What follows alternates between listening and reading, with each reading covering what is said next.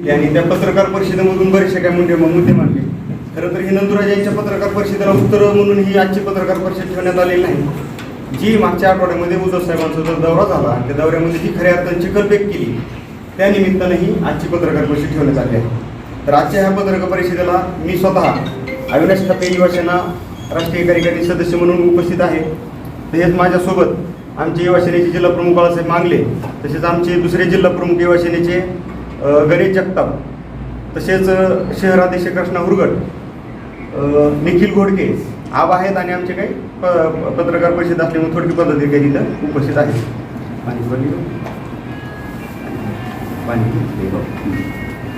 तर मुळात नंदुभाई राजे यांनी काही गोष्टी तिथं काल बोलत असताना बोललेल्या आहेत.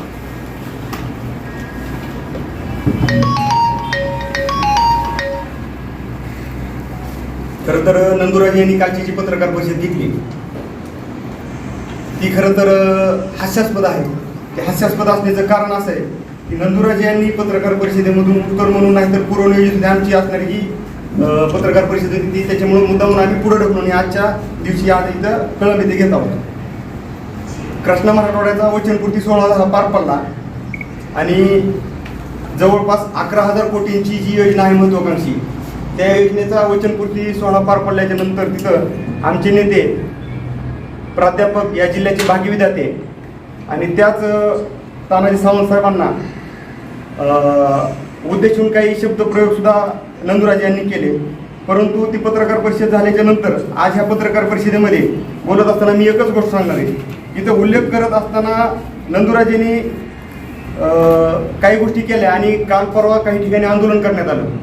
सगळ्यात महत्त्वाची गोष्ट म्हणजे धाराशिवला जे परवा आंदोलन केलं, काल आंदोलन झालं, त्या आंदोलनामध्ये काही लोक कुंटणखाना चालवत असल्याचं दिसून आलं आणि त्या कुंटणखान्याच्या याच्यातून जवळपास 1 महिनाभर आतमध्ये जेलमध्ये राहून आले आणि त्या लोकांनी तानाजी सावंत साहेबांच्या विरोधात काल आंदोलन केलं. खरं तर हीच हास्यास्पद गोष्ट आहे. जे लोक कुंटणखाना चालवतात आणि त्याला ह्या जिल्ह्याचे लोकप्रतिनिधी असणारे आमदार आणि खासदार त्यांच्याकडून हप्ते घेऊन त्यांना पाठीशी घालण्याचं काम करतात आणि त्याच लोकांना नंदुराजे निंबाळकर यांनी काल पाठीशी घालण्याचं काम केलेलं आहे आणि तानाजी सावंत साहेबांवर चिखलफेक करण्याचं काम केलेलं आहे. दुसरी गोष्ट त्यांनी सांगितलं की असभ्य भाषा तानाजी सावंत साहेबांनी वापरली. तर मला वाटतंय की असभ्य भाषा कशाला म्हणायचं. बाप काढला ह्या बाप काढल्यामुळे त्यांच्या तळपायाची आग मस्तकाला गेली, त्यांच्या बुडाला लागली आणि बाप मी तुम्हाला माहिती गेल्या 1-2 वर्षापासून तुम्ही पाहताय तुमच्याच उबाटा गटाचे तत्कालीन मुख्यमंत्री असणारे आणि तत्कालीन पक्षप्रमुख असणारे जसं ज्या पद्धतीनं तानाजी सावंत साहेबांनी त्यांचा तत्कालीन उल्लेख केला त्याच पद्धतीनं मी त्यांना सुद्धा तत्कालीन म्हणतोय.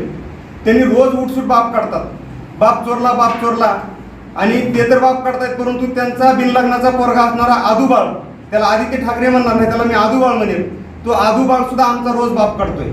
ज्याचं आणखी लग्न नाही तो रोज आमचा बाप काढतोय.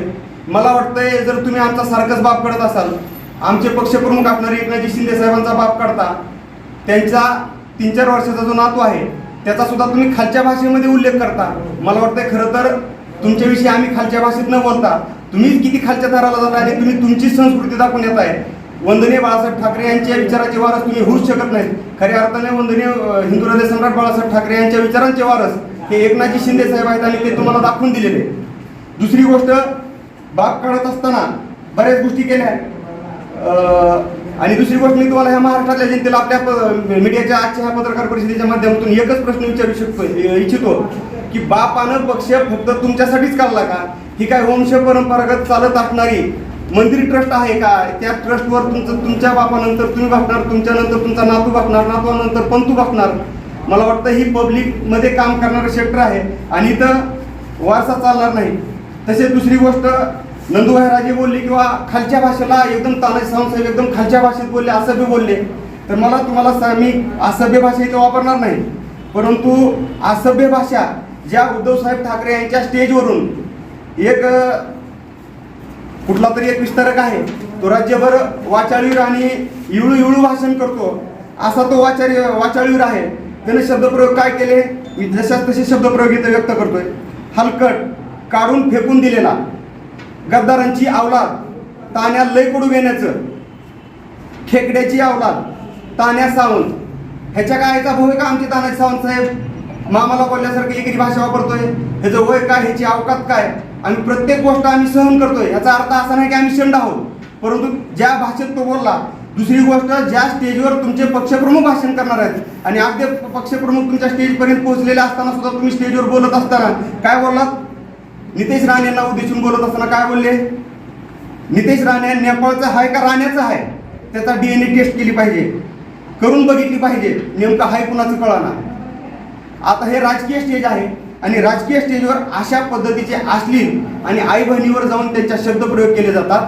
हे तुमच्या असभ्यतेचं वर्तन नाही का? हे माझं सांगणं ह्या जिल्ह्यातल्या जनतेला आहे आणि नंदूराजे निंबाळकर यांना आहे. हे तुम्हाला असभ्यतेचं वर्तन दिसत नाही का? दुसरी गोष्ट, मी चावला म्हणला, त्याच्यानंतर 12 बैली चौऱ्या नांगर लावला. आता 12 बैली चौऱ्या नांगर लावणं ही तुमच्या सभ्यतेचं लक्षण आहे का नंदुराजे? ह्या जिल्ह्यातल्या आमदार आणि खासदार ओमराजे निंबाळकर आणि कैलास पाटील यांच्या सभ्यतेचं लक्षण आहे का? तुमच्या स्टेजवर अशा अर्वाच्य भाषेमध्ये शिवीगाळ केली जाते. दुसरी गोष्ट, तुमच्या स्टेजवर अंधारीबाई बोलतात. अंधारीबाई बोलत असताना काय बोलतात? तुम करे सो प्यार, तुम करे सो कायदा आणि हम करे तो रासलीला, हम करे तो कॅरेक्टर ढिला. आता मला सांगा, रासलीला, कॅरेक्टर ढिला, प्यार हे एखाद्या राजकीय स्टेजवर सभ्यतेचं लक्षण आहे का? तर मला वाटतंय राजकीय स्टेजवर राजकारणाची पातळी जर सगळ्यात जास्त कुणी खालवली असेल तर उभाटा गटाचे नेते आणि त्यांनी कुत्र्यासारखं आमच्या अंगावर येण्यासाठी, धावून जाण्यासाठी जे सोडलेले अंधारेसारखे आणि तो कुठला जो विस्तारक आहे, कोण कुळी नावाचा, कोण वाळू चोर होता, चोऱ्या लाबाड्या करून फक्त शिव्या देण्यासाठी त्याला स्टेजवर ठेवलं जातं आणि त्यांची असभ्यतेचा बाजूला ठेवून आमच्या असभ्यतेवर बोललं जातं. दुसरी गोष्ट, तानाजी सावंत साहेब त्या दिवशी ज्ञानेश्वर पाटलाविषयी बोलले. ज्ञानेश्वर पाटलाविषयी बोललेलं त्यांना एवढं का लागलं? मला वाटतंय ज्ञानेश्वर पाटील जर जिवंत असतील तर ती खऱ्या अर्थानं तानाजी सावंत साहेबांनी 24 तासाच्या आत, 48 तासाच्या आत त्यांची सर्जरी करण्यासाठी काय ज्या परमिशन आणल्या त्याचा सगळा जो खर्च केला आणि त्या निमित्तानं जी ज्ञानेश्वर पाटील जिवंत राहिले त्याच्यावर बोलले. तर मला वाटतं ह्यांना वाटलं की बा ते उपकाराची भाषा केली. मला सगळ्यात महत्त्वाची गोष्ट सांगायची आहे, जर ही तुम्हाला उपकाराची भाषा वाटत असेल तर तुमच्याच पक्षाचे पक्षप्रमुख उद्धव साहेब ठाकरे, आम्ही त्यांना आजी साहेब म्हणतो, उद्धव साहेबच म्हणतो, ते उद्धव साहेब ठाकरे उठसूट रोज आमचा बाप करतात. महाराष्ट्राच्या जनतेला आम्ही काय केलं तर कोरोनामध्ये जे काम केलं त्या कामाच्या ह्याच्यातूनच हा महाराष्ट्र जिवंत राहिला. प्रश्न नाही तर त्या निमित्तानंच महाराष्ट्र जिवंत राहिला. मग ही तुमची उपकाराची भाषा नाही का? मला इथं जाणीवपूर्वक एक गोष्ट सांगायची आहे, जर खऱ्या अर्थानं उद्धव साहेब ठाकरे यांनी कोरोनामध्ये घरात बसून फेसबुकवर काम करून जर महाराष्ट्राच्या जनतेला वाचवण्याचं काम केलं असेल तर मला इथं महत्त्वाची गोष्ट सांगावी लागेल. सन्माननीय त्यावेळेस आरोग्यमंत्री असणारे राजेश टोपे यांच्या आई एक्सपायर झाल्या होत्या. आई एक्सपायर झाल्याच्या नंतर त्या आईला अग्नी दिल्याच्या नंतर ते महाराष्ट्रातल्या जनतेसाठी संपूर्ण महाराष्ट्रभर प्रत्येक जिल्ह्यामध्ये फिरून कोरोना काळामध्ये कुठं काय कमी जास्त घडतंय का या प्रत्येक गोष्टीचा आढावा घेत होते. राजेश टोपे यांचा मुद्दाम उल्लेख करतो कारण ज्यांनी काम केलं तिथं त्यांचा उल्लेख केलाच पाहिजे. दुसरी गोष्ट, उद्धव साहेब आजारी होते, ठीक आहे, तुम्ही आजारी होतात, मग तुमच्या घरात असणारं तुम्ही ज्याला मंत्रीपद दिलं, जो तुमचा मुलगा होता, जो तरुण होता, ज्याचं आणखी लग्नही झालं नव्हतं, त्याच्या मागे संसारही नव्हता, तो घरात बसून काय करत होता? लहान लेकरासारखं, लहान बाळासारखं आजोबाळ घरात बसून काय करत होतं? ह्या गोष्टीचं उत्तर मला या निमित्तानं नंदुराजे निंबाळकर आणि उभाटा गटाच्या नेत्यांनी इथं देणं आवश्यक आहे. बऱ्याच ठिकाणी बोललं जातं, साहेबांच्या बोलण्यातून पैशाचा माज दिसतो. अरे पैशाचा जर माज दिसत असेल तर ह्याच पैशाच्या माजातून तुमच्या दृष्टीनं तुम्ही ज्याला माज म्हणता ना त्याच ह्याच्यातून तुम्हाला खासदारकीचं तिकीट आणण्यासाठी सावंत साहेबांनी सांगितलं की 10 कोटी रुपये आम्ही चेकनं दिले. ठीक आहे, लपून छपून बोलले का? चेकनं दिलेले 10 कोटी आणले आणि तुमच्यासाठी तिकीट मागितलं, तुम्हाला निवडून आणण्यासाठी तन मन आणि धन लावून फिरले आणि तुम्हाला माणसात आणून बसवलं, तुम्हाला श्रीमंत केलं. पैशाच्या माजाचा विषय जाऊ द्या, पण तुम्हाला श्रीमंत केलं त्याचं काय? तुम्ही त्याच्यावर कधी बोलणार? म्हणजे फक्त खायचं प्यायचं झालं, पोट भरलं की गांडीला हात पुसून बाहेर फिरायचं आणि बिल्लाच्यासारखं वागायचं, हे लक्षण ह्या जिल्ह्यातल्या लोकप्रतिनिधीचा, आमदार, खासदार आणि त्यांच्यासोबतच आता नंदुराजेंचं चालू झालेलं आहे. दुसरी गोष्ट, त्यांनी उल्लेख करत असताना भाई उद्धवराव पाटील यांची आठवण करून दिली. नक्कीच भाई उद्धवराव पाटलांचं हा फार मोठा जिल्ह्याला इतिहास आहे. त्यांच्या माध्यमातून या जिल्ह्याला एक पद आणि प्रतिष्ठान, एक विचार महाराष्ट्राला मिळालेला आहे. खरं तर त्यावेळेस त्यांना मुख्यमंत्री पदापर्यंत जाणारा एक चेहरा होता आश्वासक या जिल्ह्याचा. जर खरंच त्यावेळेस ते मुख्यमंत्री झाले असते तर हा जिल्हा मागास यादीत राहिला नसता. परंतु ज्यावेळेस त्यांनी भाई उद्धवराव पाटलांचा उल्लेख करून दिला, मला वाटतंय भाई उद्धवराव पाटील हे शेतकऱ्यांचे नेते होते आणि तेरणा कुणी बुडवला हे जग जाहीर आहे. ज्यावेळेस ओमराजे निंबाळकर यांच्या हातात तेरणा गेला, त्या मामा भाच्यांनी मिळून तेरणाचं भांगार विकलं आणि राख रांगोळी केली आणि त्याच माध्यमातून डुकीचा एक शेतकरी होता, त्याने आत्महत्या केली चिठ्ठीत लिहून. त्याची केस आणखी चालू आहे. मग तुम्ही इथल्या शेतकऱ्यांना देशेधोडीला लावण्याचं काम केलं. मग तुम्ही भाई उद्धवराव पाटलांचा नामोल्लेख करत असताना ओमराजेंनी जे देशद्रोहीला लावण्याचं काम केलं शेतकऱ्यांना, त्याचा तुम्ही विसर पडल्यासारखं दिसून येतं. दुसरी गोष्ट, आणखी एक महत्त्वाची गोष्ट आहे, जिल्ह्याबाहेरच्या माणसाला हद्दपार करा. सगळ्यात महत्त्वाची गोष्ट, या जिल्ह्याचे कळंब तालुक्यामध्ये राहून ज्यांनी संपूर्ण महाराष्ट्रभर शिवसेनेची बांधणी केली, जिल्ह्यामध्ये खऱ्या अर्थानं आनंद दिघे साहेबांच्या काळामध्ये आनंद दिघे साहेबांचे शिष्य एकनाथ शिंदे साहेबांच्या पाठीला पाठी खांद्याला खांदा लावून काम करणारे माननीय स्वर्गीय नरसिंह अण्णा जाधव, हे तुम्हाला सांगू इच्छितो त्या निमित्तानं ते ह्या धाराशिव जिल्ह्यातले नसून ते आपल्या बाजूला असणाऱ्या केज तालुक्यातील बीड जिल्ह्यातील होते, तरी पण ते या कळंबमध्ये येऊन त्यांनी एवढं मोठं काम केलं आणि ते इथले जिल्हा प्रमुख झाले. तुम्ही प्रांतवाद करताय. शिवसेना पक्षाचं ब्रीद आहे जे महाराष्ट्र, महाराष्ट्रातली व्यक्ती कुठंही आणि कुठल्याही कानाकोपऱ्यात जाऊन काम करू शकते आणि त्याचं एक द्योतक उदाहरण म्हणून स्वर्गीय नरसिंह अण्णा जाधव यांनी फार मोठं काम केलं होतं आणि ते बीड जिल्ह्यात येऊन इथं येऊन जिल्हा प्रमुख झाले होते.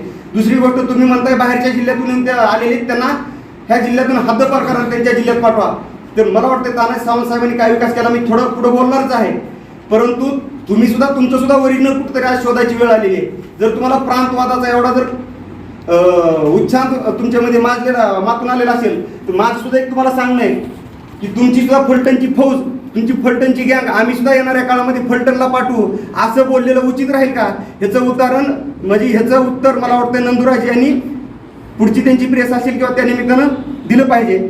दुसरी गोष्ट, मातोश्रीचा दरवाजा हा ओमराजेंनी तानाजी सावंत यांना दाखवला, म्हणजे अगदी हास्यास्पद गोष्ट त्यांनी त्या दिवशी त्यांच्या पत्रकार परिषदेमधून केलेली आहे. जर मातोश्रीचा दरवाजा जर ओमराजेंनी म्हणजे तानाजी सावंत साहेबांना दाखवला असेल तर मला वाटतंय ओमदादा तुमच्या तिकिटासाठी तानाजी सावंत साहेबांनी चेक न दिलेले 10 कोटी आहेत आणि तन मन आणि धन लावून तुमच्यासाठी जे पळाले, जे तुमच्यासाठी काम केलं, त्याचं उत्तर मला वाटतं तुम्ही सुद्धा दिलं पाहिजे. आणि सगळ्यात महत्त्वाची गोष्ट ह्या महाराष्ट्राच्या जनतेला इथं सांगू इच्छितो, मातोश्री 1 आणि मातोश्री 2, आज पहिलं मातोश्री फक्त 1 होतं, परंतु मातोश्री 2 कुणी बांधायला घेतलं आणि नंतरच्या काळामध्ये ते अर्ध्यात का थांबलं ह्याचं उत्तर नंदुराजेंनी त्यांच्या पक्षप्रमुखांना विचारावं, इथल्या आमदारांना खासदारांना विचारावं आणि त्याचं उत्तरही ह्या महाराष्ट्रातल्या जनतेला कळावं की मातोश्री 2 तुम्हाला बांधायची काय वेळ आली, ती कोण बांधून देत होतं आणि अलीकडच्या काळामध्ये का रखडलं गेलं याचं सुद्धा उत्तर तुम्ही दिलं पाहिजे.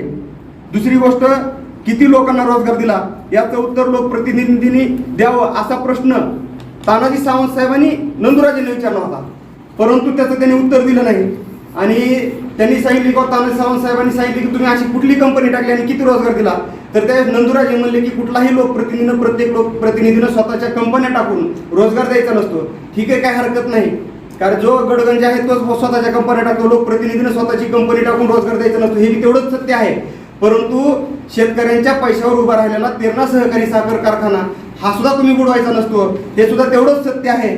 मामाच्या आणि भाच्याच्या नावाने किती गुन्हेगारे चालतात. या जिल्ह्यातले MSEBचे मोठमोठे टेंडर असणारे, या जिल्ह्याचे खासदार असणारे आणि आमदार असणारे, ह्या दोघांच्या मावस भाऊ असतील, सख्खे भाऊ असतील, त्यांचे मामा असतील, भाचे असतील, यांच्या किती लोकांच्या नावानं किती गुन्हे चालतात आणि यांच्यासोबत काम करणाऱ्या किती कार्यकर्त्याच्या नावानं किती गुन्हेगारे चालतात हे सुद्धा बघणं तितकंच महत्त्वाचं आहे.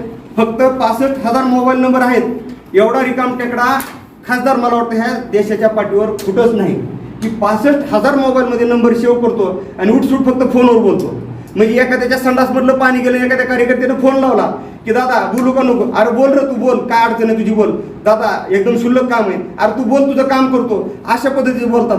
संडासातलं पाणी गेलं म्हणून सुद्धा खासदाराला फोन लावतात. मला वाटतं खासदाराला सुद्धा जनाची नाही मनाची थोडीफार वाटली पाहिजे. एवढ्या शुल्लक कामं करत बसण्यापेक्षा देशातून एखादा प्रकल्प आणावा. हा आकांक्षित जिल्ह्याच्या यादीमध्ये असणारा हा आपला धाराशिव जिल्हा आहे, त्या जिल्ह्यावर त्यांनी काहीतरी काम करावं. कुणाच्या तरी मानगुटीवर बसून कुणाला तरी कमीपणा दाखवायचा, त्याच्यावर सुद्धा मी थोड्या वेळात येणार आहे. त्या मतदारसंघामध्ये जवळपास लोकसभेला 10 तालुके आहेत. लातूर जिल्ह्यातला औसा आहे, बार्शी म्हणजे सोलापूर जिल्ह्यातला बार्शी आहे आणि आपल्या जिल्ह्यातले जवळपास 8 तालुके आहेत. ह्या 10 तालुक्यामध्ये किमान त्यांनी 10 कार्यकर्त्यांना तरी चांगलं कुठं रोजीरोटी दिलेली आहे का? 10 लोकांना तरी 10 कार्यकर्त्यांना तरी कुठं स्टँड केलंय का? याचं उत्तर त्या निमित्तानं ओमराजे यांनी देणं आवश्यक आहे. दुसरी गोष्ट, आम्ही गरीब आहोत, आम्ही शेतकरी पुत्र आहोत, आमच्याकडे तानाजी सावंत साहेबांसारखा पैशाचा माज नाही. ठीक आहे, तुमच्याकडे पैशाचा माज नाही, मग ह्या महाराष्ट्रातल्या आणि ह्या जिल्ह्यातल्या जनतेला मी एक गोष्ट सांगू इच्छितो की इथं बसलेल्या बहुतेक कदाचित कुणालाही माहीत नसेल, स्वतः हेलिकॉप्टर घेण्यासाठी ओमराजे निंबाळकर यांनी पायलटचं प्रशिक्षण घेतलंय, परंतु ते हेलिकॉप्टर घेऊ शकत नाहीत. मग तुमच्याकडे जर इथून लातूर पासून जर तुम्ही धाराशिव मार्गे पुणे मार्गे जर मुंबईला चाललात, जवळपास 25 ते 30 ठिकाणी तुमच्या प्रॉपर्टी आहेत. एक प्रॉपर्टी विकली तर कोट्यवधी रुपयाची होते, परंतु तुम्हाला जनतेला दिसू द्यायचं नाही की मी किती कमवलेली प्रॉपर्टी आहे. तुम्ही तेरणा सहकारी साखर कारखाना बुडवून कोट्यवधीची लाखो कोटींची मायाजी जमवली, ती प्रॉपर्टीच्या माध्यमातून बाहेर गुंतवणूक केली, पण आज ती तुम्हाला खायची पंचायत आहे. परंतु आमचे तानाजी सावंत साहेब प्रत्येक वेळेस सांगतात, मी शून्यातून आलो, शेतकऱ्याचा पुत्र होतो, शेतात काम करत होतो, सेंटरिंगचं काम केलं, आणि आज जे सगळं जे उत्पन्न आहे ते सगळं कागदोपत्री त्यांचं लिगल उत्पन्न आहे.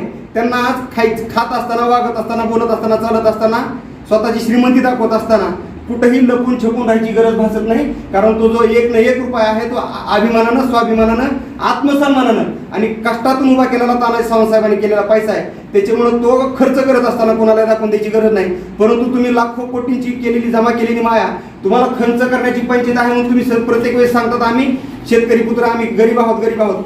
मला वाटतं हे कुठंतरी आता सांगणं बंद करावं. दुसरी गोष्ट त्यांनी त्या दिवशी उल्लेख केला की छत्रपतींच्या गादीला जे जे गद्दार झाले, मला वाटतंय की गद्दार कुणाला म्हणावं आणि का म्हणावं आणि खुद्दारी कुणासोबत करावी आणि का करावी याची सुद्धा काय उदाहरणं आहेत. कारण राजकारण ही लोकांची कामं करण्यासाठी तयार केलेली सिस्टीम आहे आणि तिथं लोकांचीच कामं केली जात असावी. मंदिर ट्रस्ट असल्यासाठी वंश परंपरागत फक्त वंदनीय बाळासाहेब ठाकरे यांच्या नंतर ज्या बाळासाहेबांचे विचार मातीत मिळवून ज्या उद्धव साहेबांनी ह्या महाराष्ट्रावर काम चालू केलं त्यांच्यासोबत खुद्दारी करण्याचं काही कारण नाही. खरं तर जनतेशी गद्दारी त्यांनीच केली, जनतेच्या सगळ्या गोष्टींची गद्दारी त्यांनीच केली. त्याच्यामुळे जो निर्णय एकनाथ शिंदे साहेबांनी घेतला आणि त्याच्यानंतर तानाजी सावंत साहेबांनी त्यांना दाद देत संपूर्ण महाराष्ट्रावर जो उठाव झाला, त्या उठावाला ते गद्दारी म्हणतायत आणि स्वतःला छत्रपतीच्या घराण्याशी तुलना करतायत. म्हणजे फक्त राजे निंबाळकर लावलं आणि तानाजी सावंत साहेबांच्या पैशावर जगणं इथं हे बी तुम्हाला शोभा देत नाही, आणि राजे निंबाळकर लावलं म्हणून स्वतःची तुलना छत्रपतीची घराण्याशी करणं ह्याची तर तुमची कुठल्याच पद्धतीनं पत नाही आणि प्रतिष्ठा नाही. इथून पुढे तुम्ही ती करूही नका. जर इथून पुढे तुम्ही तशा पद्धतीनं स्वतःची तुलना केली तर आम्ही बघून घेऊ. दुसरी गोष्ट त्यांनी सांगितलं, जय श्रीरामच्या घोषणा दिल्या उद्धव साहेबांच्या सभेमध्ये. जय श्रीराम म्हणलं की खालून कार्यकर्ते जय श्रीराम म्हणायचे ना 11,000 भाव मिळाला म्हणायचे. म्हणजे ज्या रामाच्या मंदिरासाठी वंदनीय हिंदू हृदय सम्राट बाळासाहेब ठाकरे यांनी बाबरी मस्जिद पाडली आणि अभिमानाने सांगितलं ती जर माझ्या शिवसैनिकांनी पाडली असेल तर मला त्याचा अभिमान आहे, तर आज तुम्हाला तो राम आज नकोस वाटतंय. सत्ता गेली म्हणून तुम्ही आज रामाच्या नावानं टोमणे मारताय. दुसरी गोष्ट बजरंग बली की जय. बजरंग बली की जय म्हणलं की रोजगार मिळाला का कार्यकर्त्याला विचारतात. अरे मग याच्या अगोदरही तुम्ही बजरंग बलीचं नाव घेत होता, रामाचं नाव घेत होता, मग त्यावेळेस रोजगारच मिळाला होता का? खऱ्या अर्थानं राम असेल, हनुमान असेल, ही आमच्या लोकांची ही अस्मिता आहे आणि अस्मिता ही रोजगारामध्ये आणि पैशामध्ये कधीही मोजली जाऊ शकत नाही. खऱ्या अर्थानं त्या अस्मिता तुम्ही विसरून गेलात. अस्मिता विसरून मला तर वाटतं काही दिवसानं ते रामाच्या नावानं शिवाय द्यायला चालू करतील. एक पद्धतीनं तशाच पद्धतीनं त्यांनी बोलत असताना त्या दिवशी भाष्य केलेले. आणि परंतु आणखी एक सगळ्यात महत्त्वाची गोष्ट सांगतो, ओमराजे निंबाळकर यांचं सर्व कुटुंब माझे सुद्धा आदर्श आहेत. मी यांना मानतो, स्वामी समर्थ महाराजांना मी मानतो, इथं बसलेला प्रत्येक जण मानत असेल, कारण शेवटी त्यांनीही हिंदू धर्माचं मोठं काम केलेलं आहे. त्या स्वामी समर्थांच्या नावानं ओमराजे निंबाळकरचं संपूर्ण कुटुंब सकाळ आणि संध्याकाळ पूजा करतं. जर रामाच्या नावानं घोषणा देऊन रोजगार मिळाला नाही, बजरंग बलीच्या नावानं घोषणा देऊन इथं 11,000 भाव भेटला नाही, तर मला वाटतं ओमराजे सकाळी आणि संध्याकाळ लपून छपून तुम्ही स्वामी समर्थांची पूजा करता. खरं तर उघड्यावर येऊन करायला पाहिजे, कारण ते धर्मगुरू आहेत, परंतु लपून छपून तुम्ही जी पूजा करता त्याच्यातूनही या जिल्ह्याचा विकास झाला नाही. हे सुद्धा तुम्हाला तितकंच खरं आहे आणि हे तुम्हाला जाणीवपूर्वक इथं सांगू इच्छितो. दुसरी गोष्ट, बऱ्याच गोष्टी सांगितल्या त्यांनी बोलत असताना सांगितलं की खोके म्हणून आम्हाला डिवचलं जातं. तर जे 10 कोटी तानाजी सावंत साहेबांनी तुम्हाला चेक न दिले, तुमच्या पक्षप्रमुखाच्या अकाउंटला गेले, त्याचं उत्तर ओमराजे निंबाळकर यांनी नंदुराजेला पुढं करून त्यांच्या मानगुटीवर बंदूक ठेवून त्यांना न बोलायला होता. तुमचे जर हिंमत असेल, जर असेलच अवकात, तर त्यांनी समोर येऊन सांगावं तानाजी सावंत साहेबांनी चेक न दिलेले 10 कोटी रुपये कुठे, आम्ही त्याचा पुरावा देऊ, उद्या स्टेटमेंट काढून समोर ठेवू. दुसरी गोष्ट, तुमचे पक्षप्रमुख असणारे उद्धवसाहेब ठाकरे याच्या अकाउंटला माझ्या मार्गदर्शिका दीपाली सय्यद, एकेकाळी आम्ही सोबत काम केले, तुम्हाला सगळ्यांना माहिती आहे, त्यांनी 50 ते 60 लाख रुपये त्याचं स्टेटमेंट आहे, त्याच्या स्टेटमेंटच्या कॉपी सुद्धा तुम्हाला देतो, उद्धव साहेब यांच्या अकाउंटला दिल्या. 2019ला निवडणूक लढवत असताना जितेंद्र आव्हाड यांच्या विरोधात त्यांनी निवडणूक लढवली होती, कळवा मुंब्रा येथे, मुंबई येथे. त्याच्यासाठी तिकिटासाठी 50 लाख रुपये 55 लाख रुपये उद्धव साहेब यांनी स्वतःच्या अकाउंटला घेतले आणि रश्मी ठाकरे यांनी सुद्धा 65 लाख रुपये दीपाली सय्यद यांच्या अकाउंटून स्वतःच्या अकाउंटला घेतले. कशासाठी? तिकिटासाठी.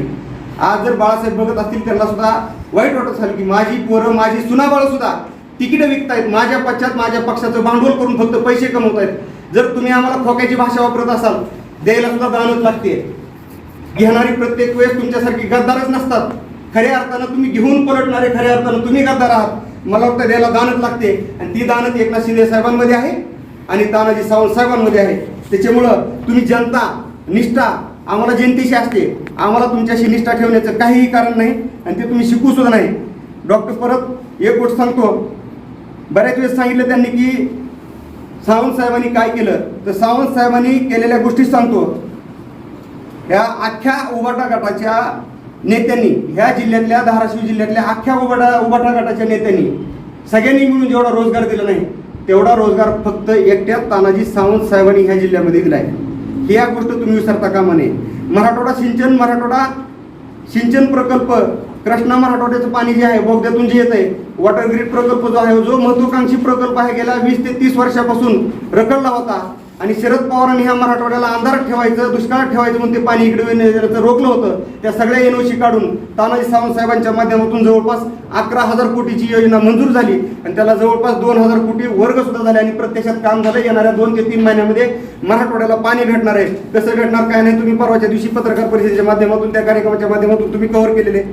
दुसरी गोष्ट, धाराशिव जिल्ह्याला पाणी पुरवठा योजना आली, 200 कोटी आले। आता तुम्ही म्हणत असाल हे तुमच्या काळात आलं नाही, उद्धव साहेब मुख्यमंत्री असताना आले, परंतु त्यावेळेस नगरविकास खात्यातून एकनाथजी शिंदे साहेबांनी 200 कोटी रुपयाचा निधी हा धाराशिव शहराच्या पाणी पुरवठ्यासाठी दिला।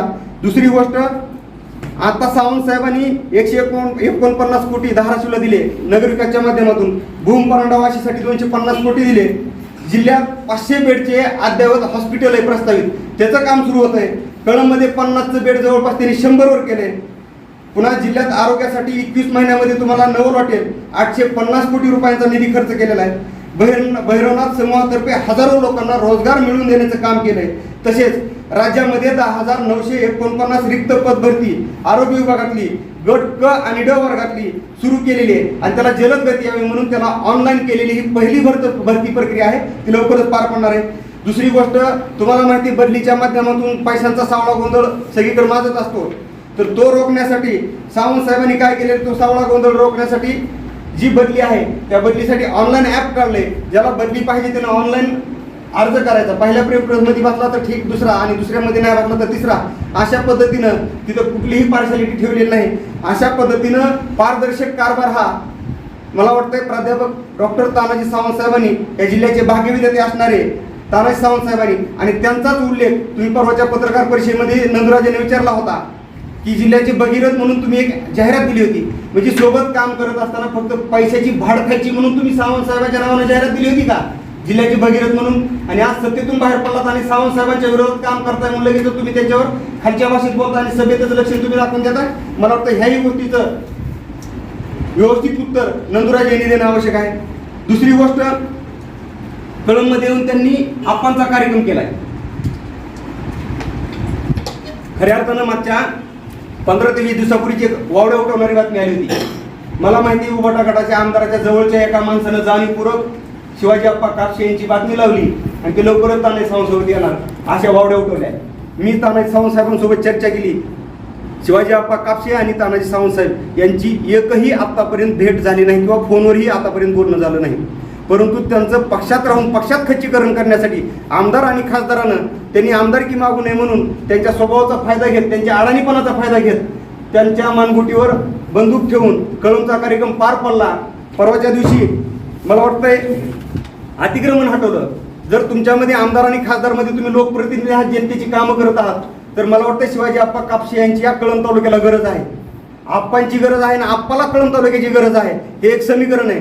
कुठल्याही पक्षाचा माणूस असेल, आप्पांनी माझ्या पक्षात यावं हा टास्क मी करत नाही, तो सर्वेसर्वा निर्णय हा आप्पांचा आहे, परंतु आप्पांचं खच्चीकरण करण्याचं काम जाणीवपूर्वक आमदार आणि खासदारांनी केलंय। परवाच्या दिवशी अतिक्रमण हटवलं, आप्पांनी कळंब शहरामध्ये बुलडोजर चालवला। ज्या पद्धतीनं उत्तर प्रदेशचे मुख्यमंत्री योगी आदित्यनाथजी साहेब ज्या पद्धतीनं त्यांनी उत्तर प्रदेशच्या अतिक्रमणावर बुलडोजर चालवला, त्याच पद्धतीनं कळंब शहरात अतिक्रमणावर बुलडोजर चालवण्याचं काम शिवाजी आप्पा कापसे यांनी केलं। परंतु त्यांना कुठलीही साथ न देण्याचं काम आमदार आणि खासदारांनी केलं. त्यांच्यात हिंमत नव्हती, ताकद नव्हती, म्हणून अतिक्रमण ज्या दिवशी हटवायचं त्या दिवशी ते कळमध्ये आले नाहीत. दुसरी गोष्ट, तुम्ही जनतेच्या जर गप्पा मारत असाल तर तुम्ही, आपल्याला माहिती आहे केज कुसळ मार्गाचं काम सुरू आणि कन्नरवाडीच्या आसपास बरंचसं काम बाकी आहे. तिथं अतिक्रमण आहे. पारधी समाजातले काही लोक तिथले हटत नाहीत. जर आमदार आणि खासदारांमध्ये हिंमत असेल तर कित्येक ऍक्सिडेंट झाले, कित्येक लोकांच्या गाड्या तिथं रोडच्या खाली घसरून, कुणाचा ऍक्सिडेंट झाला, कुणाचा पाय मोडला, कुणाचा हात मोडला, कुणी मेले. जर तुम्हाला जर जनाची नाही मनाची थोडीफार वाटत असेल, प्रत्येक वेळेस फक्त आपण पुढं करण्याऐवजी तुमच्यात जर हिंमत असेल तर त्या कन्नरवाडी पाटीचं, केज कुसळम राज्यमार्गाचं जे अतिक्रमण आहे, आज जो रस्ता पूर्ण होऊ दिला जात नाही, जर हिंमत असेल तर तिथं जाऊन उभा राहा आणि त्या रस्त्याचं काम करा. ही गोष्ट सांगतोय. दुसरी गोष्ट, स्वभावाचा फायदा घेत आपण येड्यात काढण्याचं काम केलं. बाजार समितीचे सभापती आणि या तालुक्याचे तालुका प्रमुख असताना जो रस्ता आपांच्या काळात झाला, ज्या रस्त्याला एकनाथजी शिंदे साहेबांच्या सरकारमध्ये तानाजी सावंत पालकमंत्री असताना ज्या रस्त्याला निधी देण्याचं काम केलं, जो बाजार समितीचा रस्ता वर्षानुवर्षे हाल झाले, तिथे रस्त्याचे खड्डे होते, ते खड्डे बुजवण्याचं काम आणि तिथं अद्ययावत रस्ता करण्याचं काम केलं, तानाजी सावंत साहेबांच्या माध्यमातून झालं. त्या रस्त्याचं काम शिवाजी आप्पा कापसे यांनी सभापती काळात त्यांच्या केलं. त्या रस्त्याचा लोकार्पण सोहळा हा तुमच्या पक्षाच्या नेत्यांनी, तुमच्या पक्षाच्या पक्षप्रमुखांनी, उभाटा गटाच्या नेत्यांनी त्या सोहळा पार पडला.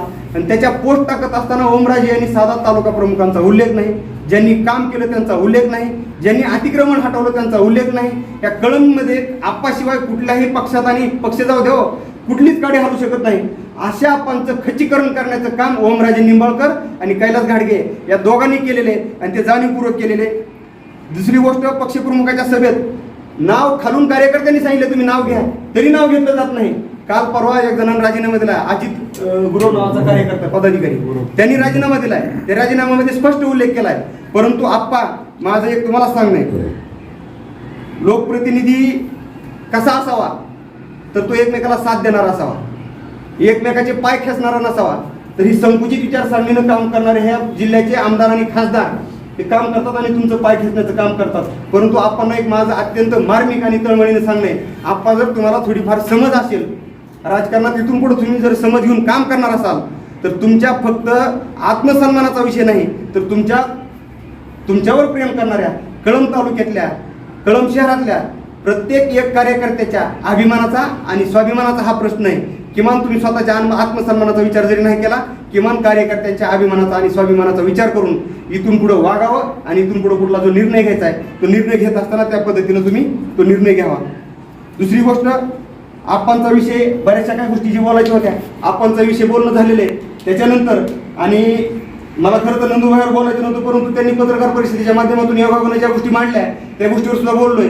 परंतु नंदूबाई यांना सुद्धा एक माझं तुमच्या माध्यमातून सगळ्यात महत्त्वाचं कळवळीचं सांगणं आहे की नंदूबाई राजे निंबाळकर, तुम्ही नावाप्रमाणेच नंदीबाईलासारखं वागू नका, हे माझं तुम्हाला ठामपणे सांगणं आहे. तुम्ही स्वतःचा विचार आमदार आणि खासदार यांच्याकडे घाण ठेवून वागू नका, नाहीतर ज्या पद्धतीनं शिवाजी आप्पा कापसे यांचं कांड झालं त्याच पद्धतीनं तुमचं धाराशिव शहरामध्ये हे आमदार आणि खासदार कांड केल्याशिवाय राहणार नाहीत.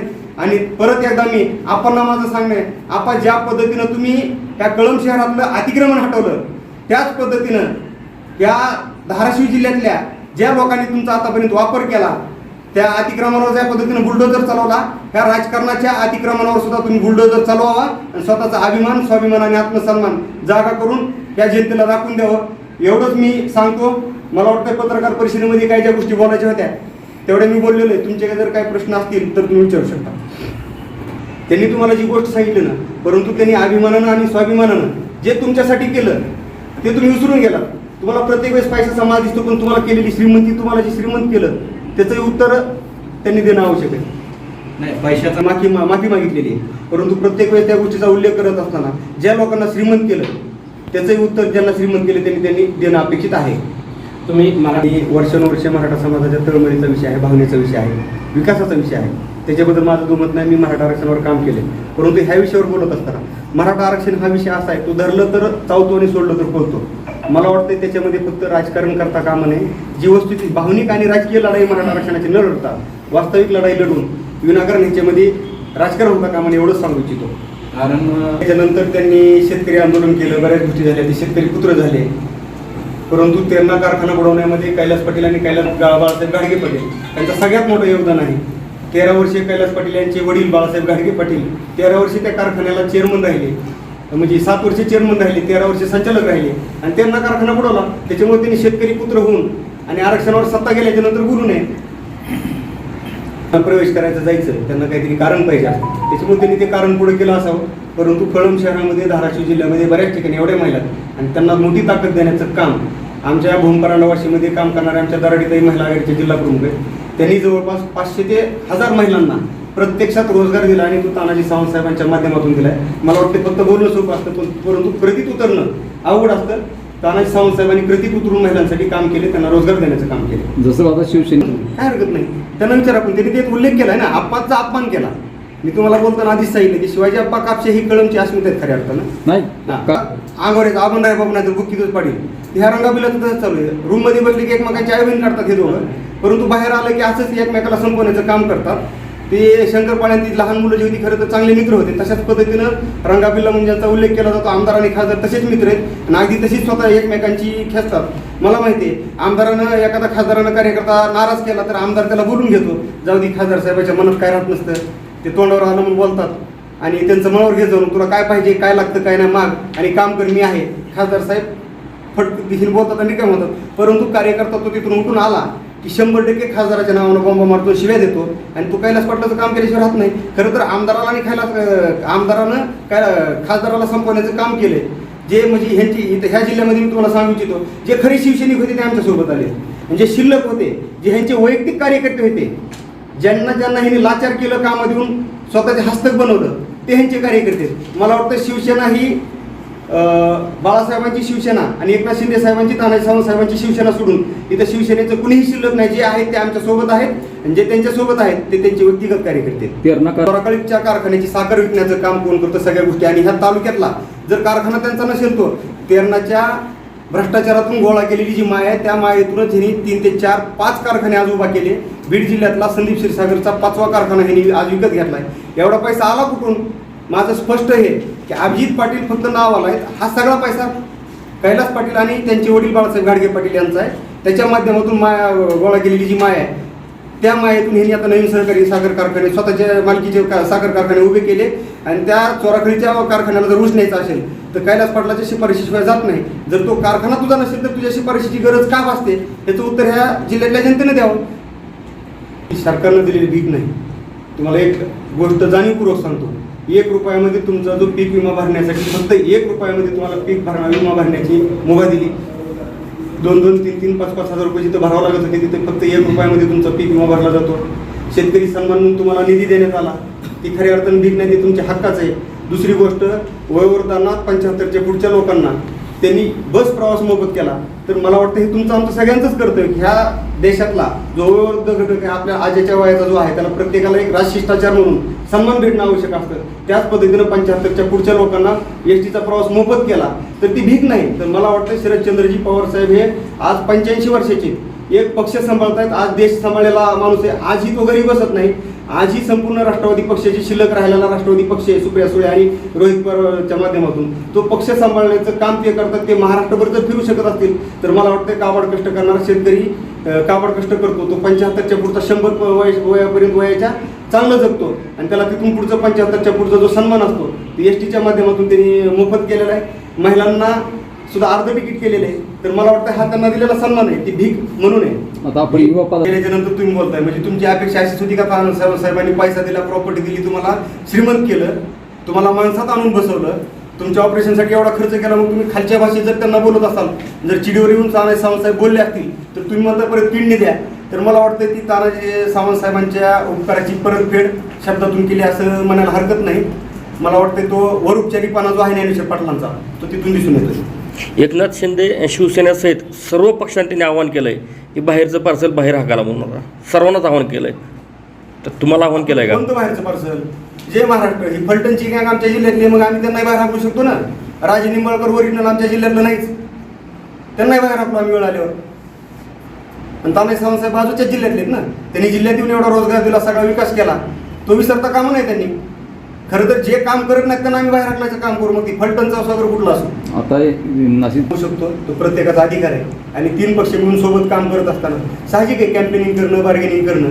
परंतु जो कोणी उमेदवार डिक्लेअर केला जाईल ते तानाजी सावंत साहेब ठरवतील, पक्षप्रमुख आमचे ठरवतील, वरिष्ठ नेते सगळ्याच पक्षाचे ठरवतील, आमच्या तिन्ही पक्षाचे माहितीतले. आणि ते जे ठरवतील जो उमेदवार असेल त्याचं आम्ही जातीनं काम करू सगळेच जण. तुम्ही इच्छुक आहेत का? भाग झाला तुम्ही बोलत असताना मी सांगतोय का ग्रामपंचायत सदस्य झाल्याच्या नंतर सरपंच आवडतो, सरपंच झाल्याच्या नंतर आमदार आवडतो, कोणाला वाटत नाही, राजकारणातल्या प्रत्येकाला वाटतं लोकप्रतिनिधी व्हावं. एक सांगायचा भाग म्हणून बोललो मी. सुनेत्राताई पवार उमेदवार चालतील का?